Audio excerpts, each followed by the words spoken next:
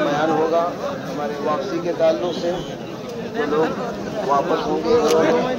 उनके ताल्लुक से क्या अमाल लेकर हमें जाना है, और अल्लाह के रास्ते में जाने वाले जो है वो हजरात में मिंबर के करीब होकर बैठे हैं। खासतौर पर जो तलबा अगर यहाँ पर पिंडाल पर हैं, वो तलबा भी वो आर्जी पिंडाल कल जहाँ पर उनका प्रोग्राम हुआ था फजर में, फजर के बाद वहाँ पर चले जाए और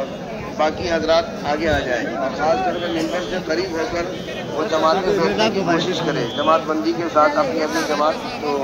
अभी पहला बयान होगा और बयान के बाद इंशाअल्लाह फिर आप हजरात को जमात बंदी के हिसाब से बिठाया जाएगा, और फिर आखिरी नशीस जो है 8:30 बजे से इंशाअल्लाह शुरू होगी। इसलिए आप हजरात जो जमातें हैं वो जमात आगे होकर बैठने की कोशिश करें।